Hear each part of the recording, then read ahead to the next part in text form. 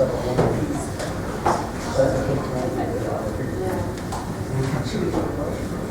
also wanted to thank John, who's not here anymore, because that presentation that he just did is one that Will Summercorn, that many of you know, works with the Davis County Planning Department, and he was with Salt Lake City Planning Department, now he's with Salt Lake County Planning Department. A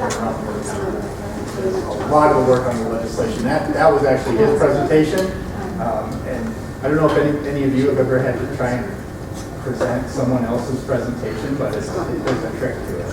And that's what I'm going to do next, is this is another Will presentation that I've seen many times, and I love the presentation, and I did it last Saturday for him while he's out of the country on vacation, and I'm going to do it again today. I did make some changes to it after I presented it Saturday, so hopefully it'll flow a little bit better, and specifically for county, because our Saturday morning ones have to cover both cities and counties.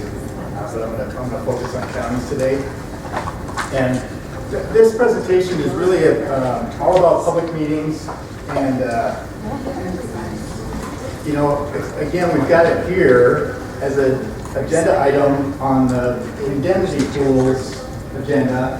And you may say, well, what do you care about open meetings and public meetings and things? But not managing your public meetings well will very, very often mean a phone call to court down the line, because you will get sued because somebody's not happy. Part of the reason that they're not happy is what was said at a meeting, that they didn't know that something was going to be brought up at a meeting, that the meeting should have never been allowed. All of those sorts of things. So that's why we're going to talk about it today. And this has been becoming a much bigger issue all around the state of this public meeting versus public hearing.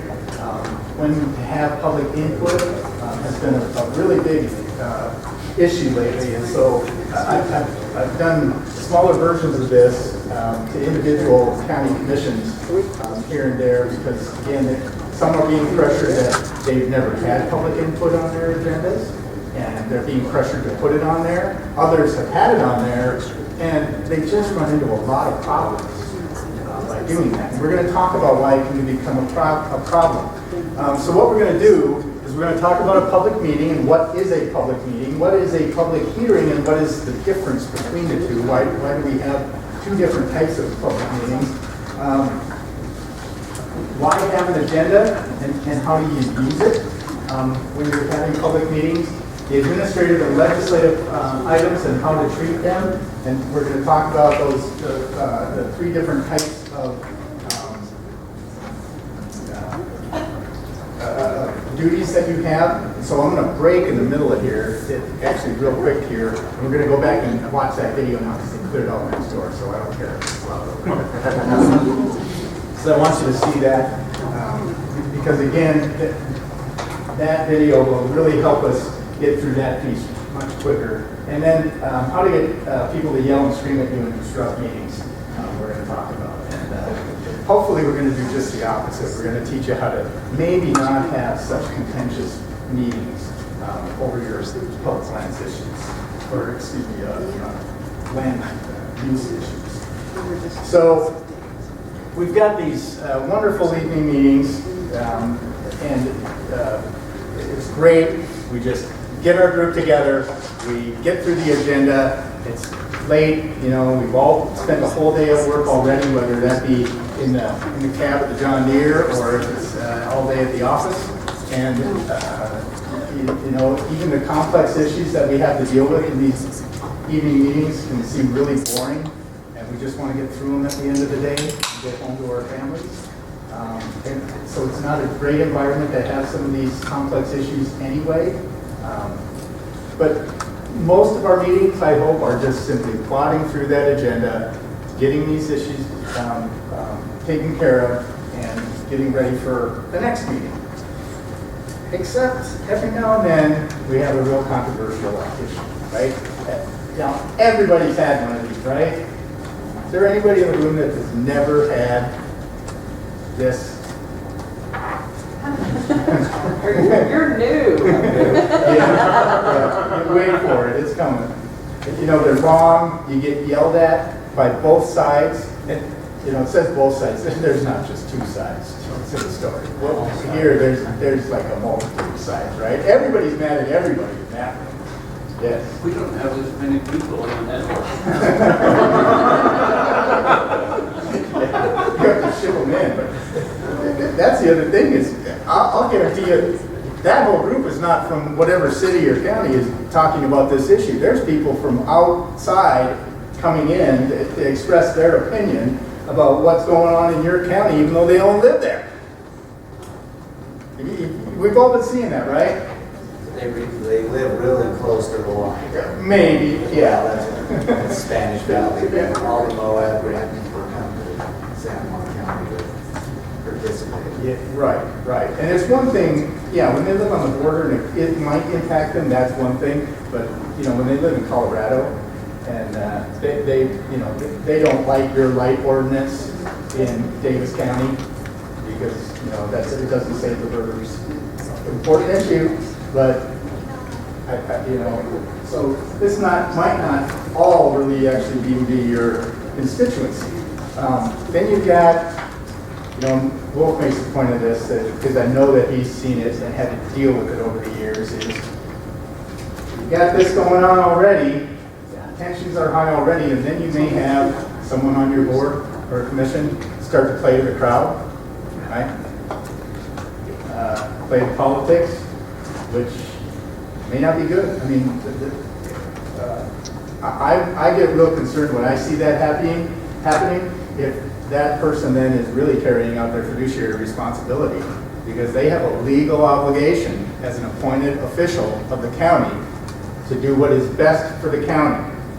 And getting this crowd all riled up about an issue that you can't take their input on anyway is probably not what is best for the county, and that official that's playing to the crowd might just be violating their fiduciary responsibility. So what's not to love about these types of meetings, right? I mean, does anybody enjoy these? They're fun to watch if you're not involved. No question about it. Did he really just say that? And a lot of people ask, why can't we just do this like I do at work? The boss calls in the people that need to be involved in the meeting, and we just sit down and we work through the agenda and we get our work done and we move on. It's efficient most of the time. Though I used to work for a broker where at one point our boss got a time clock and he set it in the middle of the meeting table. And he punched the clock as we start the meeting. And he had calculated it, depending, he had a spreadsheet so that each person that came in the room, he put their name in the spreadsheet and it would clock how much money we were spending during that meeting. With the salaries and benefits of every person that was sitting there. Really efficient meetings. It was like, we're getting through this, we're getting done, and we're moving on. And a lot of people wonder, and especially we've all got new elected officials, right? We're all dealing with that. The big turnover, record turnover again in the county officials this year, or last election. And a lot of them come to the job like this. We're going to make government more like business. But in this area, can we make government more like business? No, we can't. Because all meetings of public bodies must be open to the public. That's not the case in private business. So how many of you work for a large company? Few of you? Or have worked for a large company? Does the board of directors of that large company invite anybody that wants to come in and sit and watch them do that? No, it's closed door, man. I mean, unless you're way above assistant vice president, you don't go into the board meeting. And in government, the commission, or in your own little world, the planning commission is the board of directors. But you don't have that luxury of being able to define who gets to sit and watch you do your work or not. You have to open that up to the public. And it makes sense. I mean, we're doing the public's work, so the public should be able to watch us do our work. Because at the end of the day, they're judging our performance as elected or appointed officials, and they'll make the decision of whether or not they're going to vote to re-elect that person or give their comments to the people who appoint them into those positions. So again, as a planning commission, I'll just tell you right now, get ahead of myself before we'll do open public meetings in the next session. But a public planning commission is a public body under the definition of the Open Public Meetings Act. So every meeting that the planning commission holds is an open public meeting. But we need to make sure that we understand what open to the public means in the statute, and make sure that we understand that, because what the statute says about an open meeting is that the public must be allowed to attend and observe the meeting.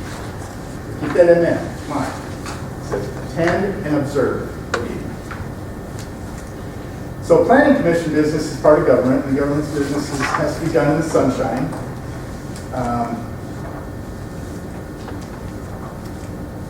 But the planning commission performs several different roles, right? And we're going to watch the video and confirm what those are. So those different roles are going to make the difference on how your business is going to be conducted, the people that are going to be allowed to participate in your business as you're doing it, and the types of decisions that you're going to make as the planning commission. And particularly if your planning commission, again, is also the land use authority in some capacity, either for some items, like we talked about earlier, where the staff has is the land use authority for some things, but then they have to go up to the planning commission for later approval. In that situation, you're going to conduct yourself differently than you would when you're dealing with changes to the ordinance. So let's take a little bit closer look at public meetings and the business of the planning commission. Again, the public has the right to attend and see and hear the public's business as you are conducting it.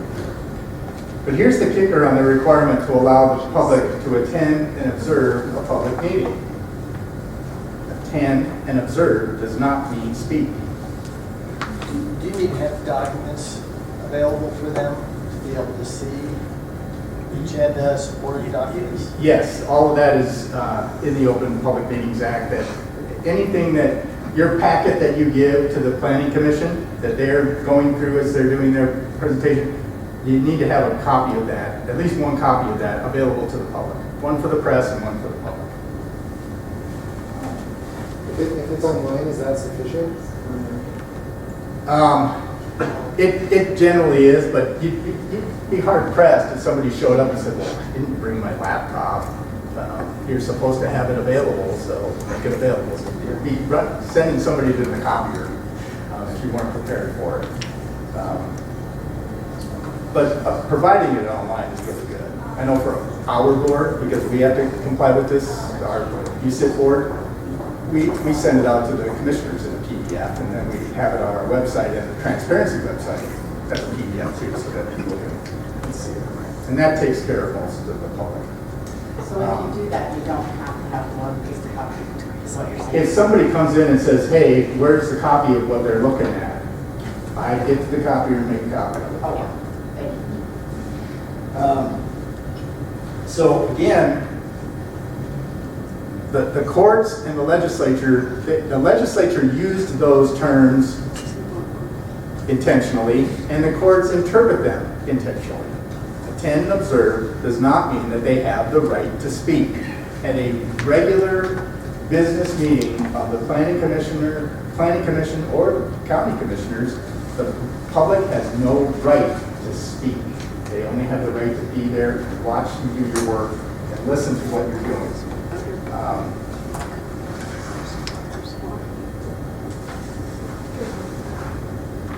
And of course, that really stumps some people. What? What do you mean we don't have the right to speak? And when I've done this presentation or similar ones to the county commissions, that's what's getting shouted behind me in the crowd. Is, what do you mean? No way. Well, no, it does. And the thing is, they don't have that right at a regular meeting, but there are some particular meetings where they do have the right. And we want to make sure that in the cases where we want and need that input, that we're getting it. So the legislature has created a special type of public meeting to make sure that people are going to get their right to speak and give their view on an issue. And that, of course, is a public hearing. And so we know that there are several different situations where not only can we have a public hearing, but we're required to have a public hearing. In your area, it's when you're going to change that ordinance. You're going to change the ordinance, change a zone. That is, you are required to hold a public hearing because that is a legislative act, and the legislature wants to make sure that you are getting that public input before you legislate.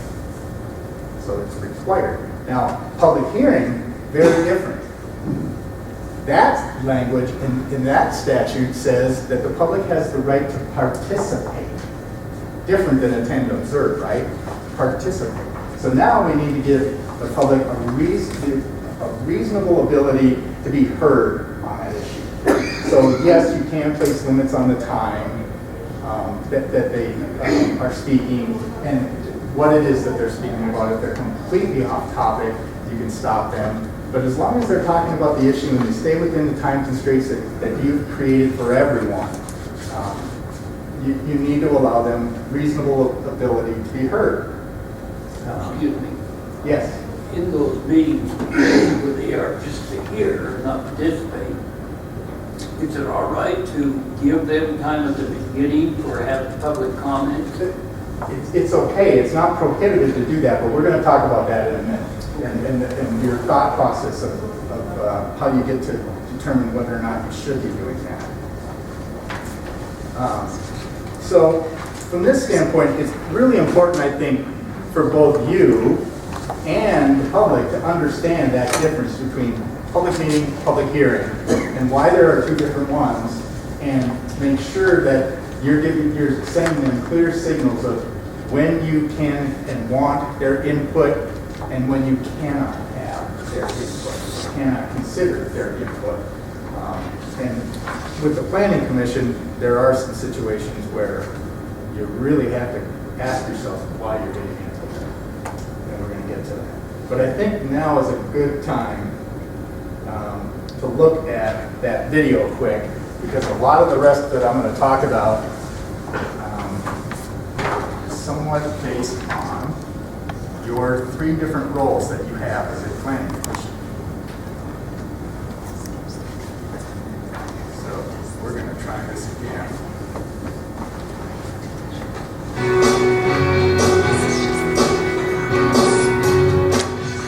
If you are a local government official and you're involved in making land use or zoning decisions, or if you work with those folks, what we're going to talk about today is the three most important things that you need to know. The decisions you make must be understood and handled correctly, or else you may violate someone's property rights or lose a lawsuit. Hello everyone, I'm Brent Bateman. I'm lead attorney in the Office of the Property Rights Ombudsman. And today we're going to be discussing what I think are the most important and fundamental aspects of land use decision making. The difference between a legislative decision, an administrative decision, and a quasi-judicial decision. If you're a city council person or a county commissioner, if you're a planning commissioner or staff, or if any of your duties in any way involve making land use or zoning decisions in your community, every decision you make is one of these three. But these decisions are all made differently. They have different rules, and most importantly, different effects. You know, the vast majority of local government officials that I know, they want to do the right thing. They want to follow the law. They want to protect people's property rights, and they want to make the best decisions for their community. Unless you're evil, We're talking about you. Understanding our discussion today is the key to doing that. In my opinion, knowing what type of decision you make is the first step in making the best decision. If you will remember your high school civics class, in America and in Utah, we have 3 branches of government: the executive branch, the legislative branch, and the judicial branch. The legislative branch, which consists of our elected Congress. Their job is to take policy and make law. The executive branch, consisting of the president or governor, their job is to take the laws and enforce them. The judicial branch's job is to determine what the law is. Hopefully they're very smart, and their job is to interpret the law in case there's some kind of dispute. Locally, in your city or county, the same 3 roles exist, although they may be organized a little differently. There is a legislative branch of local government. Their job is to take policy, what the citizens in the community would like to see in their community, and to turn that into law. Those are local ordinances. The administrative role arises after the law is made, and it applies the law to different individuals or circumstances.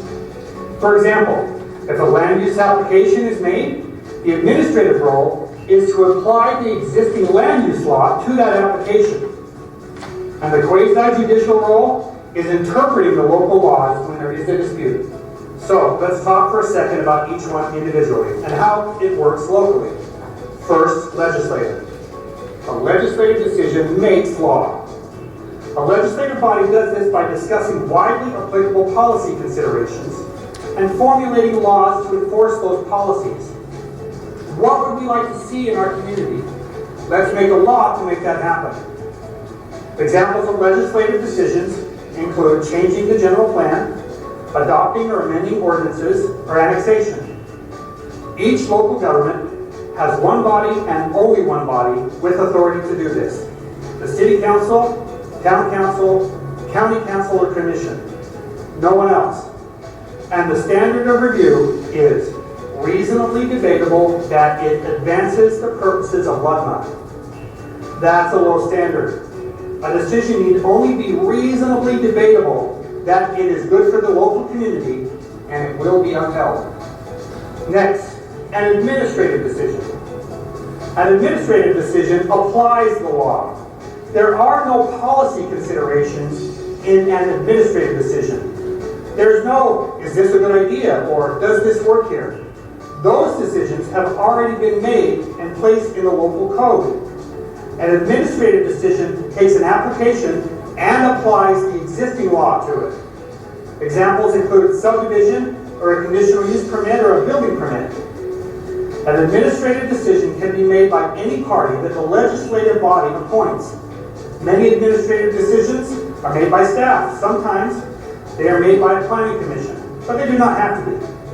They can be made by any party appointed to the task. And the standard of review is substantial evidence on the record. If an administrative decision is supported by substantial evidence, it will be upheld. And finally, the quasi-judicial decision. A quasi-judicial decision comes into play in the case of a dispute, and it interprets the law. Every local government must appoint a person or body to handle this role, called a local appeal authority. Many places use boards of adjustment for this role, but that is not required.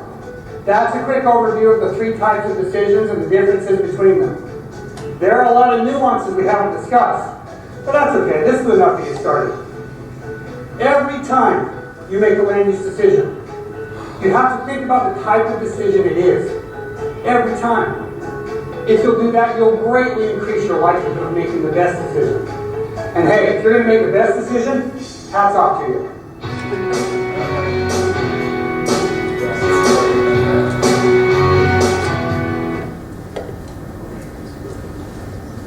All right. So how many of you think that you've really focused on that? And you, as a planning commission, when you meet and you have items on your agenda that you really think about, which mode am I in? We don't do it on our staff reports that we prepare for the planning commission, but what type of application it is for. Great, yeah. So on the staff reports, we're going to have an example, you know, on the agenda itself. Is where a lot of people do this, that they have the legislative items that are going to be considered. They have the administrative items that are going to be considered. And usually the quasi-judicial doesn't come up as often, but if they are, and you're going to handle them at the same meeting, then those will be laid out separately too. But it's really important, like Brett says, it's really important to know which mode are you in, and this issue of public meeting versus public hearing, and more importantly, public input, starts to be really important with this. So the question was asked, well, you're saying that they don't have to be able to speak, but if we give them time to speak, is that okay? It's okay. It's not prohibited for you to allow people to speak at the public hearing. Not specifically, but maybe. The thing is, at the end of the day, that chair, whoever is the presiding officer over that meeting, runs the meeting. So if they allow someone in the public to come up and provide their input, it's at their discretion. If you're going to allow input on issues, on all issues, you're just going to have open public comment, input on administrative issues and things like that. You need to make sure that your chair knows that we just watched, and some of the things that, you know, how the courts feel about input on administrative issues, because they need to be able to know when to use that gavel. Or again, you're going to be calling court because you're going to get sued. And you know what? You're almost always going to lose.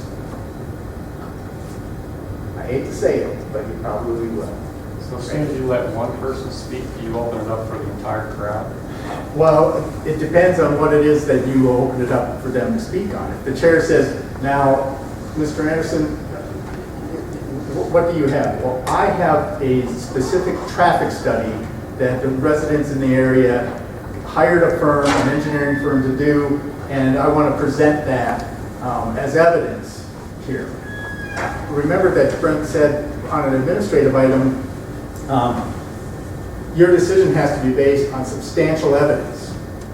If they have substantial evidence, and the traffic study performed by a qualified consultant would be substantial evidence. So if the chair says, okay, I'm going to allow you to present that to us, the next person says, I want to talk about how this is going to devalue my home, my property, and kill children.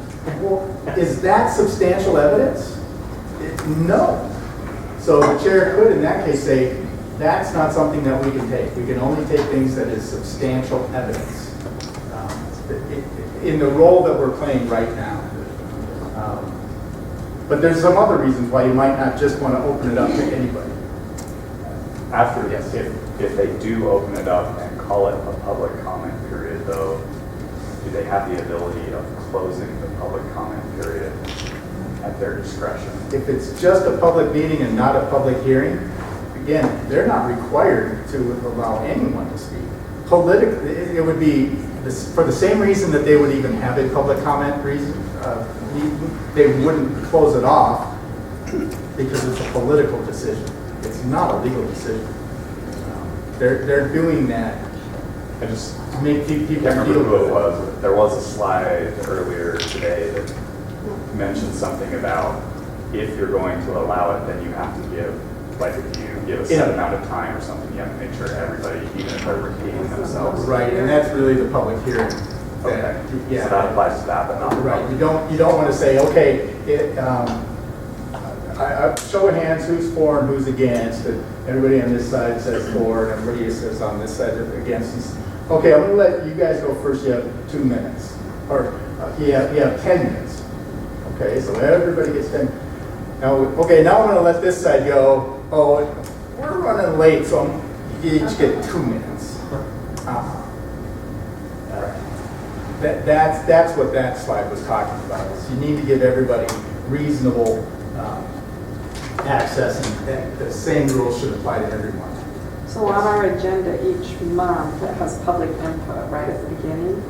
Is that not a wise thing to even have on there? Again, if the chair understands what public input you want,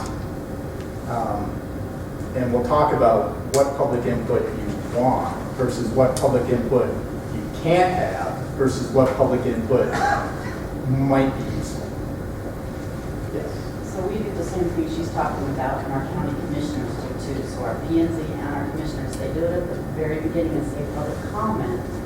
Because our attorney said it's easier to say we weren't being arbitrary and capricious and listening to that because they hadn't gone over that specific agenda item when it isn't a public hearing. Would you agree with that, or is that still not a good habit? It's still, in my opinion, because I'm the guy that has to pay all the money to hire all the attorneys to defend that, I don't think it's a good idea.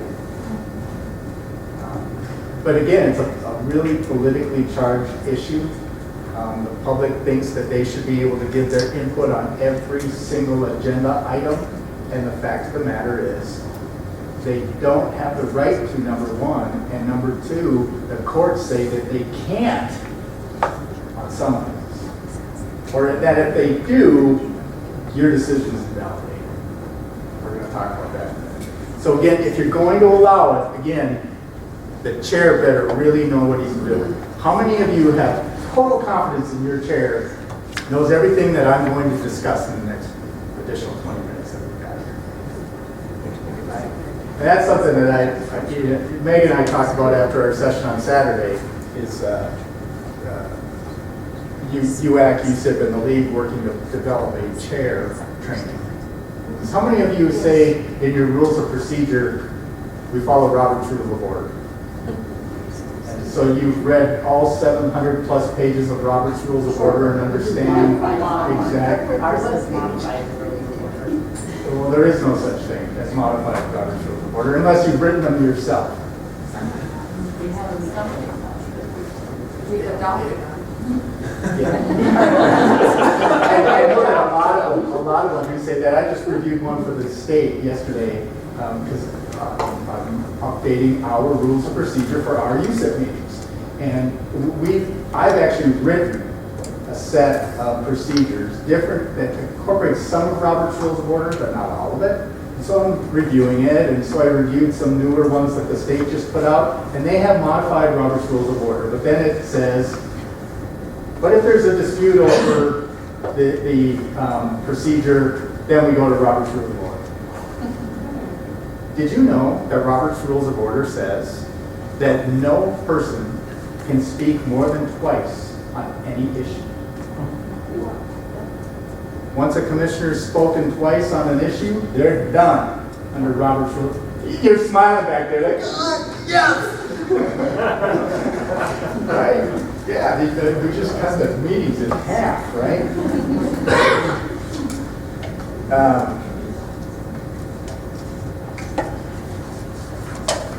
So we've got some issues here when we're talking about the having those open meetings, and I guess we're there already. So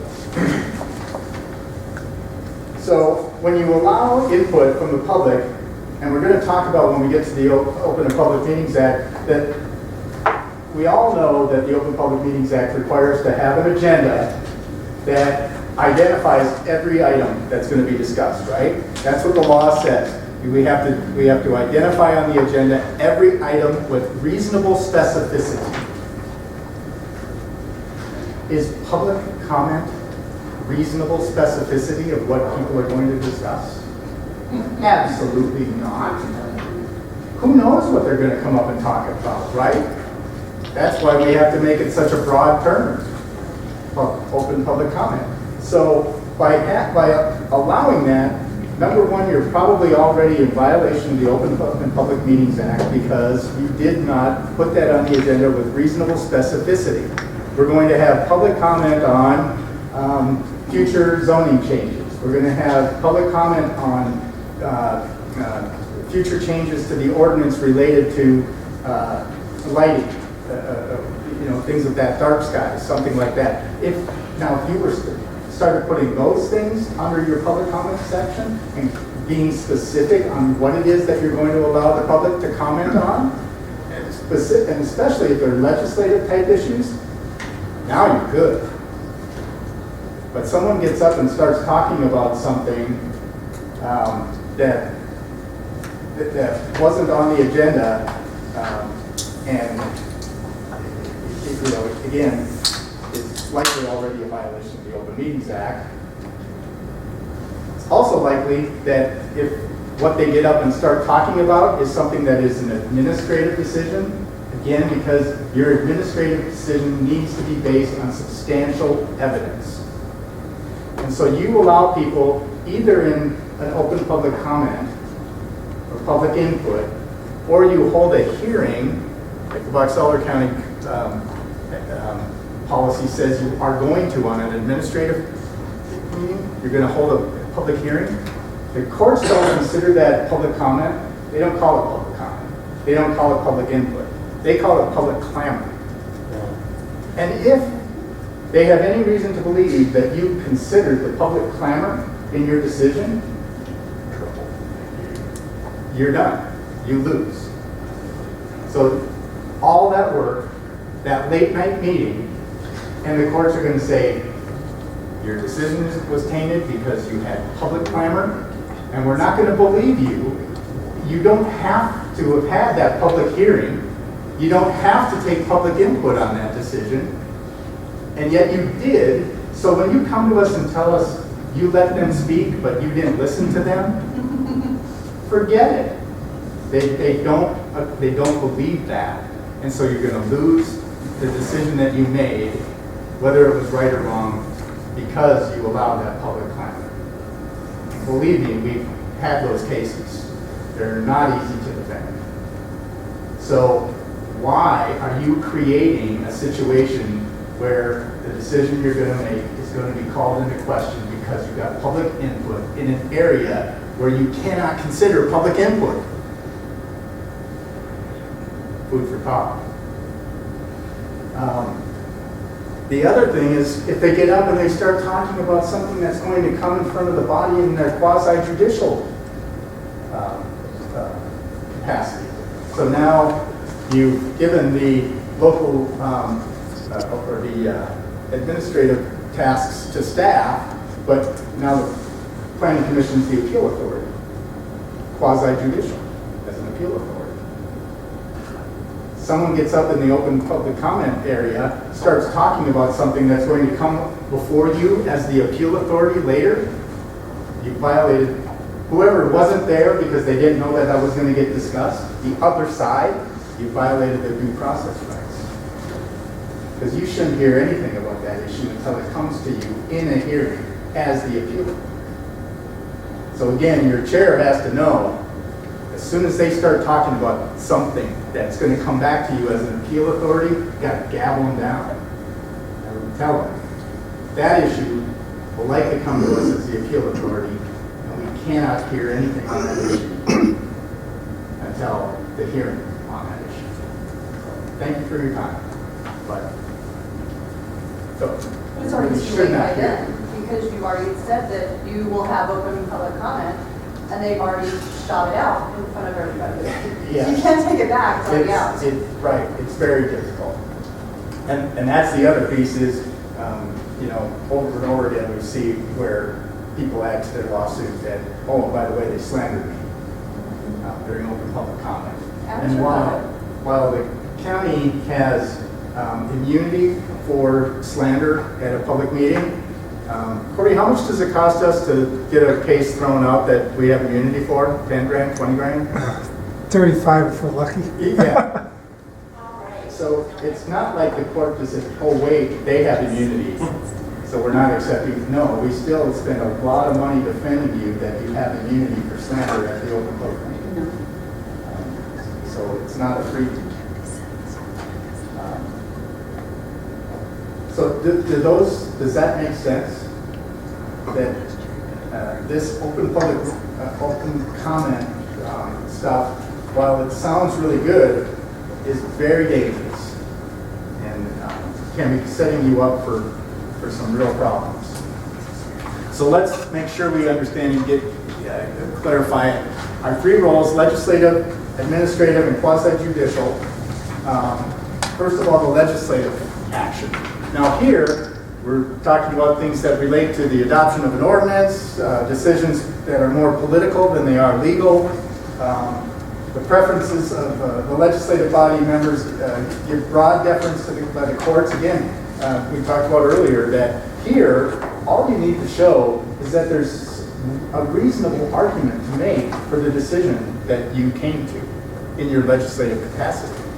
So again, whenever you can take something that maybe now you consider a conditional use and make it, from a legislative standpoint, you make it either a prohibited use or a permitted use with very specific standards that they have to meet. The line seems to get gray when it's a planning commission and we're a recommending body. That's true, yes. But they're still, you're recommending on a legislative issue. So that would still hold as a legislative action. And from my perspective, I think this is the whole reason why the legislature wanted county commissions to create planning commissions, was so that the county commission, pretty busy, lots of stuff on their plate. The legislature wants to make sure that the public has a lot of input into these issues, so they created a separate body that's going to make sure that there's additional public input in this legislative process. And first of all, you've got people appointed from the community. I mean, it's funny how your next door neighbor is a great guy that you would love to have represent you until he's actually appointed, and then he's one of those government guys. And you don't trust him, and he doesn't represent you anymore. So you have to show up at the meeting to tell people how you feel, even though the individual who's been appointed to represent you is there. So does each body, like the planning commission and the county council, have to hold a public hearing, or do you just have to have one for both? The statute says you have to have one. But again, in this role, have a bunch of them is my position. When you are looking at legislative issues, have a lot. And I hear the same thing about the other area where we have to have public hearings, which is the budget and taxes. And there's a whole group of auditors now, because that was always heavy.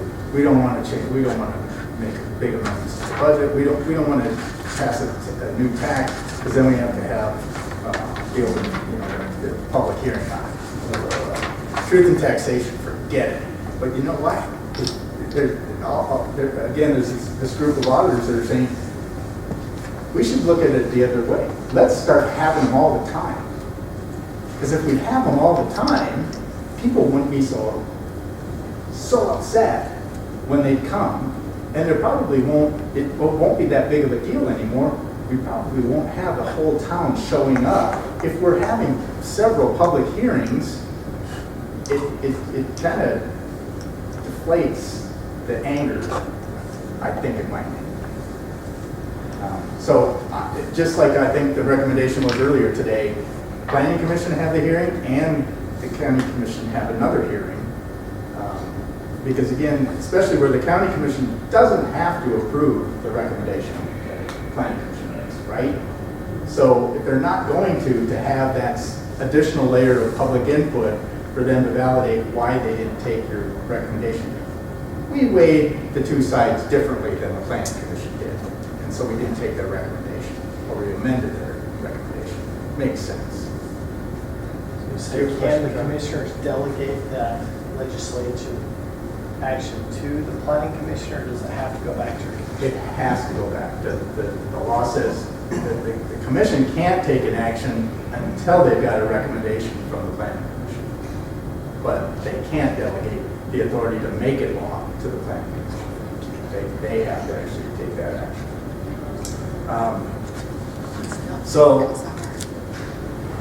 Usually, these legislative actions are only challengeable in court if the other side is able to show that there was absolutely no benefit at all to the county at all, or tries to do something that's clearly illegal, like put any requirements on a group home that's for the disabled.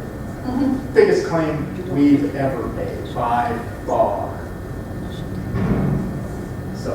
glad John threw that in there about group homes, that if it's a group home for the disabled, federal law rules, you don't put any restrictions on it. They just get to do what they want. The other thing is, all of the legislative actions are referable. If the public isn't happy with the decision you made, they go gather their signatures, make it a referendum, it's on the ballot. So they can get around your procedure if they don't like the end result. So for all of those reasons, again, the legislature wants you to get a lot of public input as you're making your decision, have as many public hearings and town halls as your time allows on these types of issues. Does that make sense? So some of the legislative actions that we're talking about, adoption or amendment of the general plan, adoption or amendment of the land use ordinance, zoning or rezone decisions, annexations, and adoption of fee schedules would all be things that are legislative in nature. So if that's what you're talking about, get the public input. So because you're considering policy and you're going to make the recommendation to the council, you want that public input. That again, the commission is relying on you guys to be that major sounding board of the public and get that input. So the public hearing rules will apply, which we'll cover in the Open Meetings Act next session, and then like I say, as much input as you can get, hopefully you've diffused the issue to a great extent before it actually gets in front of the commission and makes their government, whether that's important to you or not. Okay. So legislative, we got down. Administrative action. Items being considered under the ordinances and rules already established by the legislative action. So now we've got the ordinance, or we've got an application, and we need to determine whether or not it fits within the four corners of the ordinance. These decisions are much more legal and technical rather than political. Brent says they're not political at all. They are legal. You have strict standards of review in the court, and again, there must be substantial evidence for the action that you take. There must be evidence to or facts to support your decision. And these items are not referable. The public doesn't get to do a referendum and put it on the ballot because they didn't like the decision you made on that permit, or that application. Because the legislature doesn't feel that they have that authority to do that.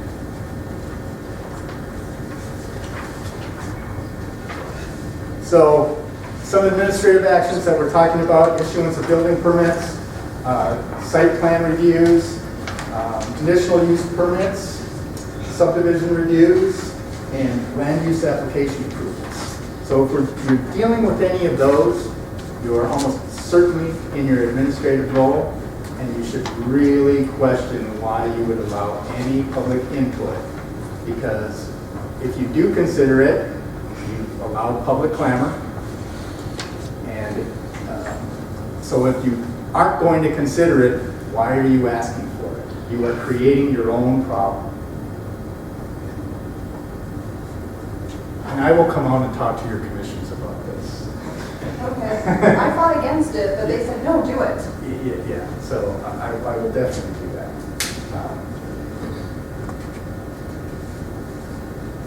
Excuse me, so there's no hearing requirement for administrative actions, and that's intentional. If the legislature felt that you needed to get public input to make these decisions, they would require hearings, the same as they do when you're talking about taxing, budgeting, and ordinance approval.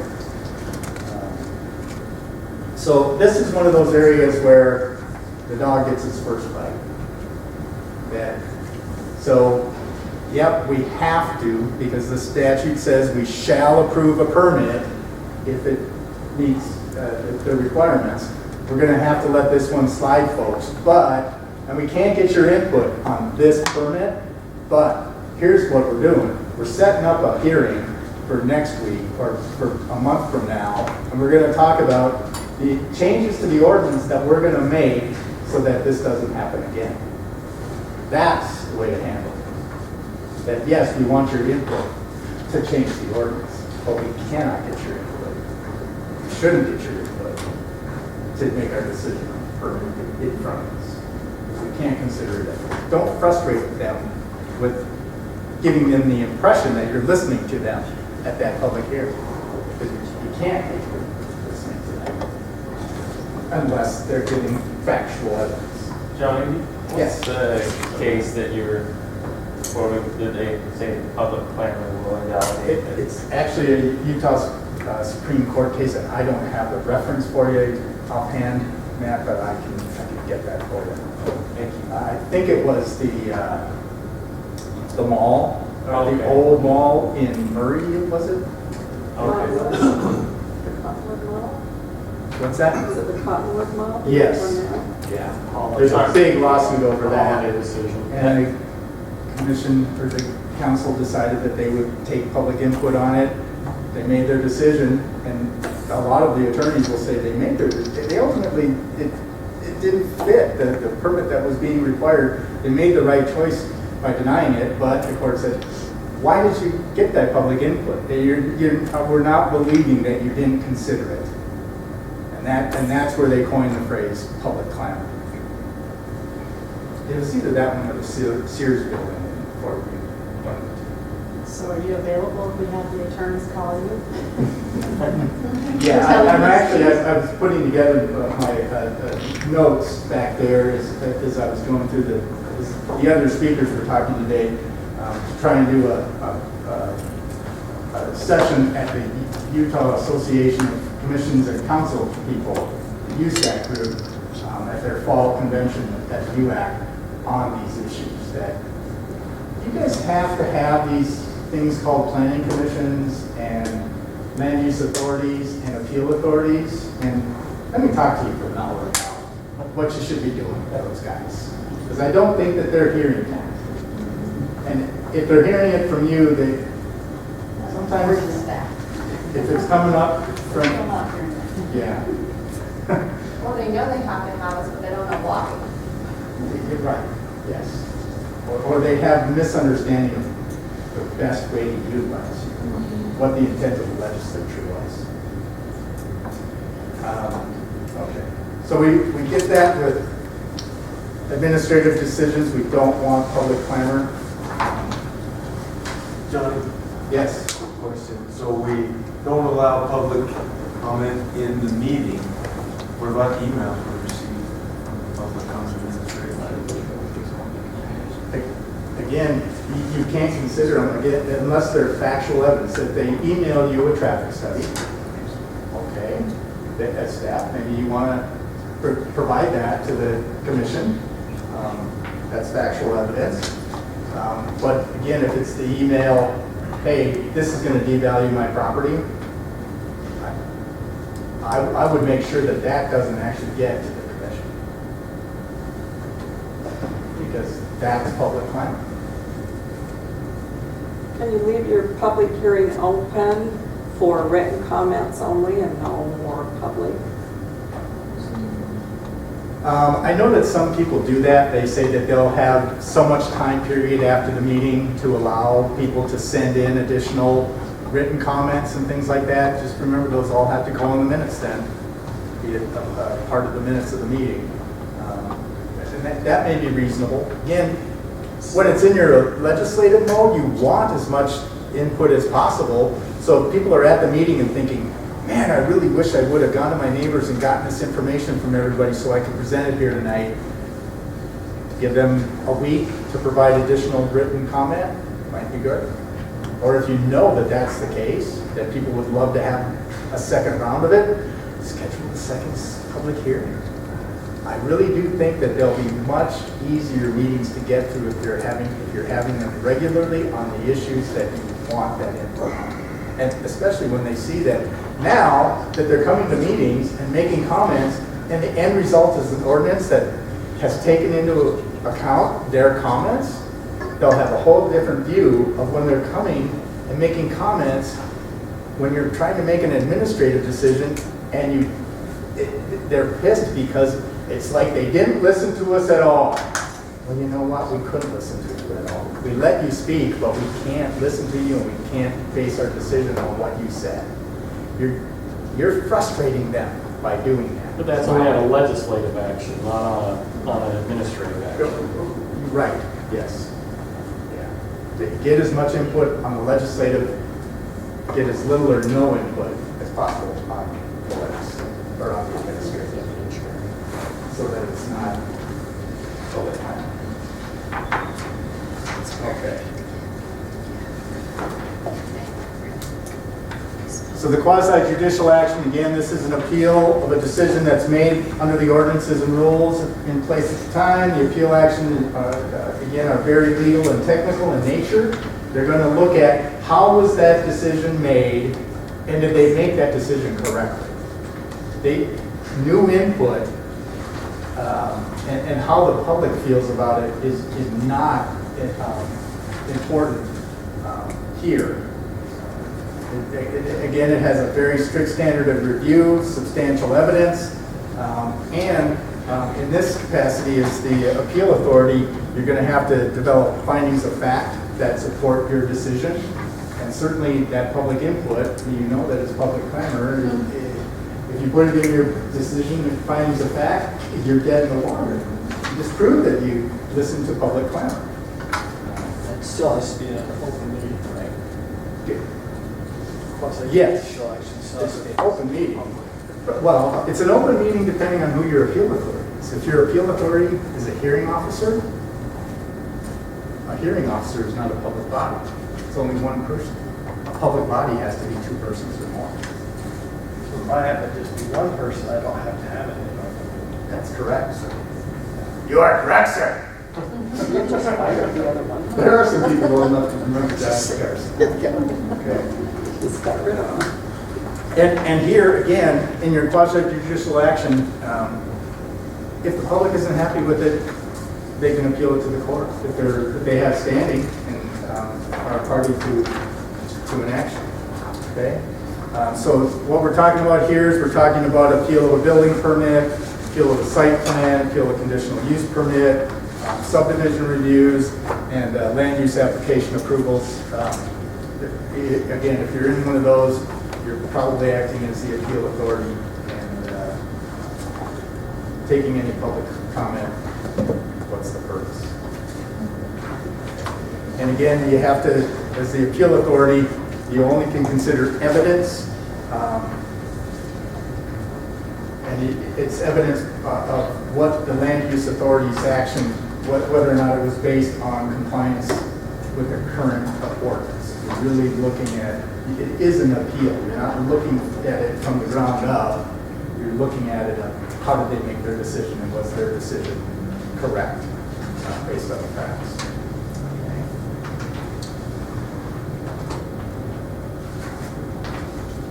So, here's that sample agenda that I talked about. Oh, I missed this. Summary, quickly. Legislative. What's this on the front step of the Capitol? And this is every single day during the day. This is a small group. The legislature takes all kinds of input. That's what they're all about. They want the public's input. That's why there's always people at the Capitol telling them what they think. In the administrative role, you're like the traffic cop. Now, when the traffic cop pulls somebody over for speeding on 1300 East, does he stop other cars and pedestrians and say, what do you think? Do you think that 30 miles an hour is an appropriate speed here? Because he was doing 37. Should I write it? No, he doesn't get public input. So why would you when you're playing traffic cop? But that's exactly what we're talking about, folks. You are the enforcer, not the rulemaker, not the judge. You're the enforcer in that when you're looking at that conditional use permit. You can take this slide home and maybe show it in a public meeting. This is why we're not taking your public input, because we're the traffic cop. And then in your quasi-judicial role, again, does the judge ask for public comment? What do you think, folks? He's got the jury, but what role does the jury play? They're taking the place of the judge. They are the judge when you're having a jury. They're not the public. They're the judge.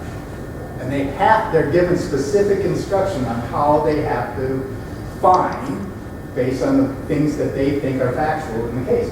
So we don't ask for public input. The judge doesn't ask for public input either. The media sure gives it to them, right? As the case is moving along. But do you think the judge is reading the newspaper about the cases that he's hearing? I'll guarantee you they're not. They shouldn't be. So the quasi-judicial, I would say, is a truly more of an appellate review than an appellate court, where they're not even looking at the facts anymore. They're just saying, did you follow the rules that are in place?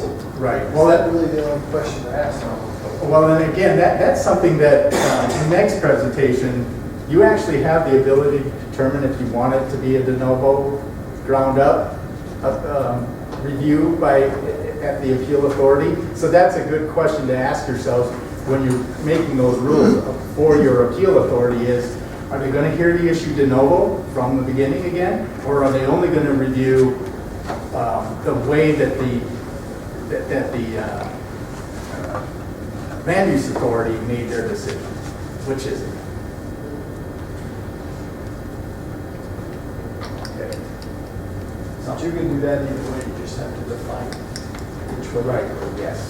So, Did you just say that the quasi-judicial can now review the case from the ground up, and it's basically circumvent the planning commission? not the planning commission, they can circumvent they can rehear the evidence that the Only the evidence that presented. the administrator reviewed. But only the evidence that was presented at the hearing.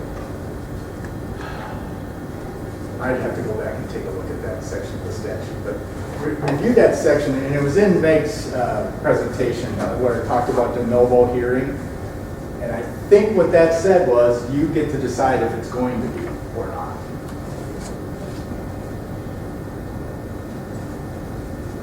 But if it's de novo, you start from square one, start all over again. So they would, they would look at the evidence all over again and make their decision of whether or not which way it should go. The appeal authority would do that. Right. So he could, I believe, essentially act as his own planning commission. His own land use authority. He gets to second guess the land use authority. So again, making that decision of who's going to be your appeal authority and what standard they're going to work on, whether it is going to be de novo or not, is really important issue. That the planning commission should consider and make a recommendation to the county commission on which way should it be, who should be our appeal authority. And does he have the right to remand it back to the planning commission? I don't know. That'd be one way to deal with it. I don't know that I've seen that before. Because the planning commission unless the planning commission is acting in the capacity of the land use authority, because the land use authority is the one that made the decision, not the planning commission. So could they say, we think that you considered something that was not evidence, so now we're going to remand it back to you and consider it over again. That might be reasonable to do. But again, I'd review that with your county attorney to see what they think. Okay. So, do we all now understand the difference between a public meeting and a public hearing?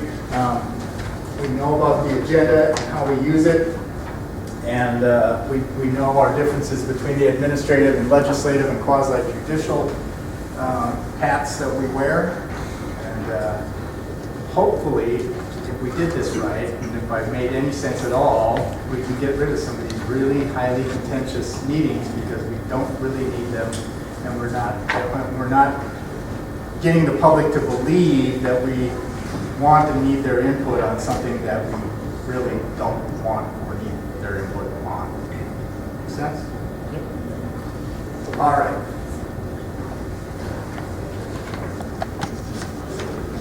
We are going to finish today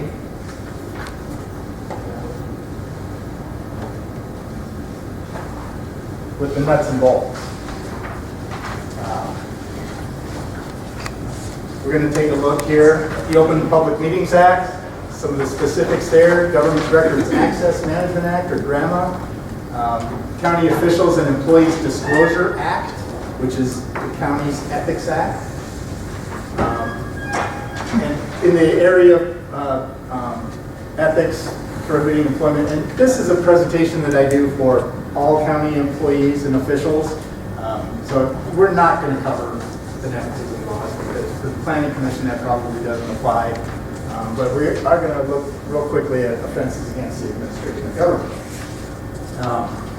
So in this realm, the statute points out that each public body is required to adopt meeting rules and procedures on the way that they're going to conduct their meetings. How many of you know that you've done that? You've got rules and procedures for your conducting your meetings. Maybe it says that it's Robert's Rules of Order, things of that sort. You're also, did you know you're supposed to have those posted at the meeting site so that the public knows how you are going to conduct your meetings, how motions will be made and seconded and things like that.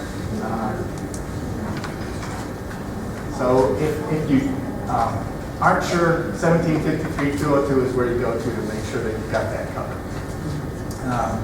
But that would seem to say that we can run our meetings the way we want to, but of course that's not the way the legislature works. What they give it, they take it away. So we've got the Open Public Meetings Act, GRAMA, and the Ethics Acts that restrict and limit how we conduct ourselves as public officials.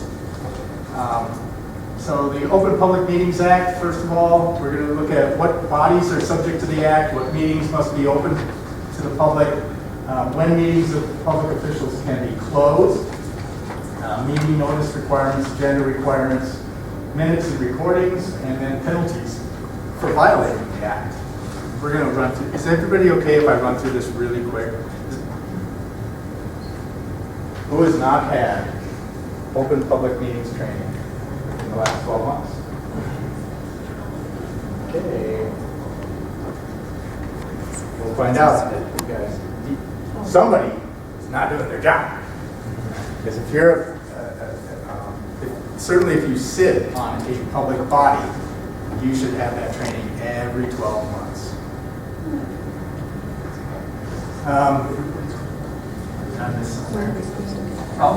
So the premise of the Open Public Meetings Act is all meetings of a public body are open to the public with some exceptions. We'll look at the exceptions. Because we do the business of the public, and the public should be able to watch us do our work that we do on their behalf. Makes sense. But to make sure that we understand that meeting of a public body, those definitions are really important.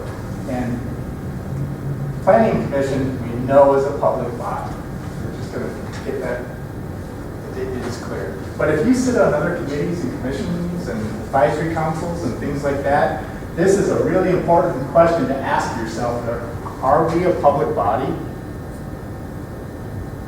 County administrator, how many commissions and committees and all of those sorts of things exist in the county? And have you gone through the process of determining exactly which ones are public bodies and which ones are not? To make sure that you're in compliance is a good question to ask yourself.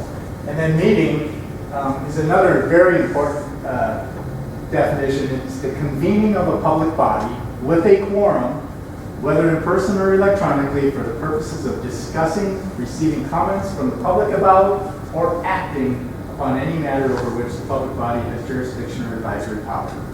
So we know that a public meeting is not a chance social gathering. The statute is very clear on that.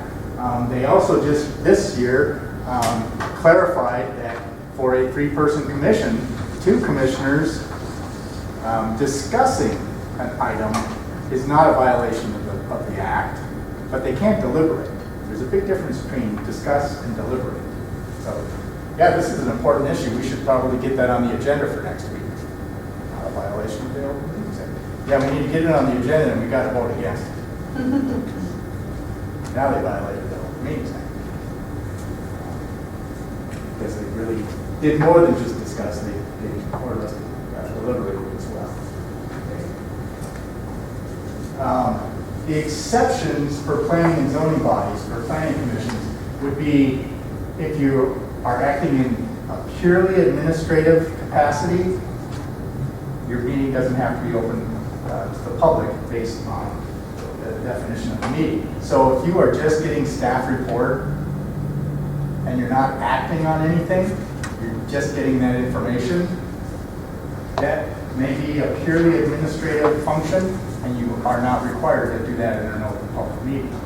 But why not? Might as well, just to be safe. And closed meetings, that's the other time. So for what purpose might a planning commission close a meeting? There are actually now 9 reasons why a public body can close a public meeting. These are the 3 that I think that a planning commission might think that they can close their meeting for. And there is no such thing in the state of Utah as a closed meeting. There is a closed session of an open public meeting. You must be in an open public meeting that you close for the discussion, for the purpose of discussing one of these items that you're provided as an exception. Okay? So if the planning commission says, hey, let's meet on this, and it has to do with reasonably imminent litigation, so we don't need to notice it, we can just get together and meet on it, but you can't. You have to close a public meeting and properly in order to discuss it. So the first one is you can close a meeting and hold a closed session of a public meeting to discuss the character, professional competence, or physical mental health of an individual. Sometimes I hear people refer to this as the personnel exception, and you've got to be really careful with that, because not all personnel discussions have to do with the character, professional competence, or physical mental health of an individual. Once you cross the line about talking about their competence and health, you start talking about their salary, you can open the meeting back up. Okay, so it's not a personnel exception. So I don't know if the commission ever charges the planning commission to look at and give them a performance evaluation of staff, or your lead staff person, there's some question about their competence and ability to be able to continue to provide staffing to the commission. That's where you could potentially close your meeting to discuss that. Reasonably imminent litigation. Again, reasonably imminent is not somebody said, if you do that, we will sue you. That's not enough. You've done something and they told you, we're suing you over that. Maybe that's enough. Better to wait until they've actually provided you the written notice of claim.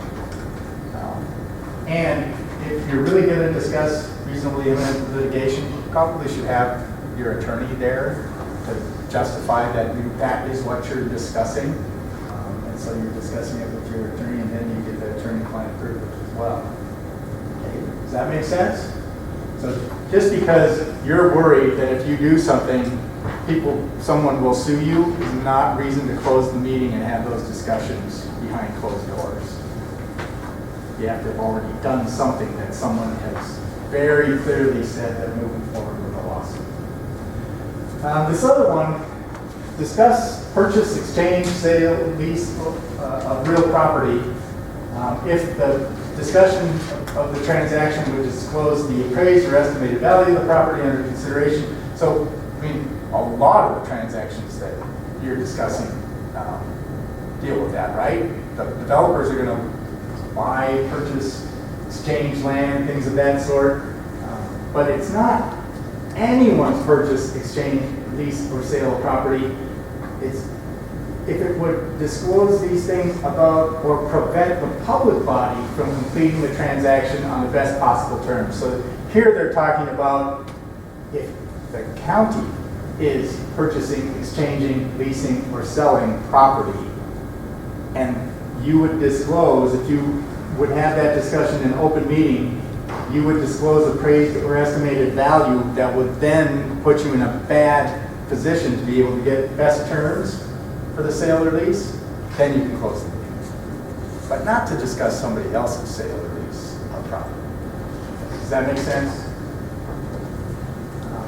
Site visit is not a reason for a closed meeting. There's nothing in the statute that says, oh, well, if you have it outside at a site, you can close the meeting. No, you need to notice that meeting, that site visit, and allow the public to watch you as you are doing that, conducting that site visit. Okay? And just remember that the statute says that any action that's taken in a closed meeting, that's a violation of the act, it's null and void. So you just wasted your time. So if you are going to close a meeting, again, you have to be in an open public meeting first. 2/3 of the members present have to vote to go into that closed meeting. All the matters that are discussed during the closed session have to be in the specific exceptions that the permit that permits the closure of the meeting. And to be honest with you, I just attended a county commission meeting a couple weeks ago where they just had closed sessions, and they had one item on a litigation matter. They had another item on a personnel, an issue where they were discussing the competence of an individual. And they just closed the meeting, and they moved that to the very end of the agenda and said, okay, we're closing the meeting now for closed meetings. Both reasons that they could close the meeting for, but they did it wrong. They had to close it first for the litigation one, reopen to an open public meeting, close it for the one on the competence of an individual, and then reopen the meeting again for those closed sessions to be valid. Okay, so don't put closed meeting at the end of your agenda and just expect everybody's going to go home now, and you never come back into session because Do you have to separate those out though? So if I have a litigation issue and an employee competency, because usually we put closed session at the end.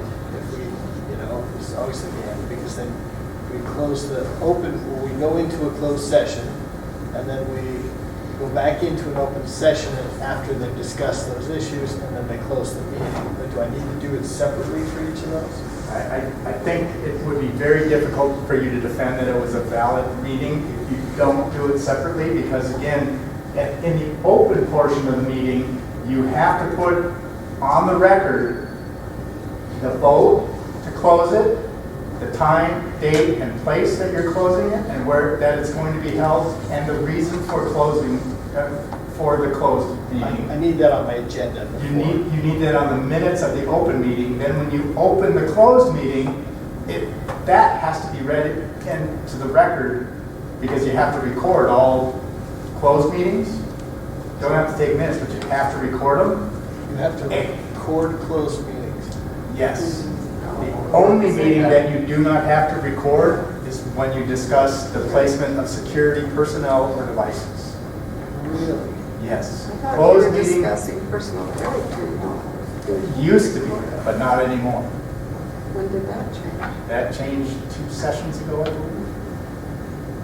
Right now, the statute says the only one that you do not have to record is for the placement of security And personnel. you don't post that session but you have to record it, is that right? Like, so when you post a recording or a video of whatever you're doing. Right. You don't post that, but you have that You somewhere. have that because when someone sues you saying they went well beyond the scope of what they were supposed to discuss in closed meeting, then the judge is going to demand that recording, and he's going to listen to it to determine whether or not you were outside the scope of what you should have been talking about. And if you did go outside the scope, it's going to invalidate any action that you took as a result of that closed meeting.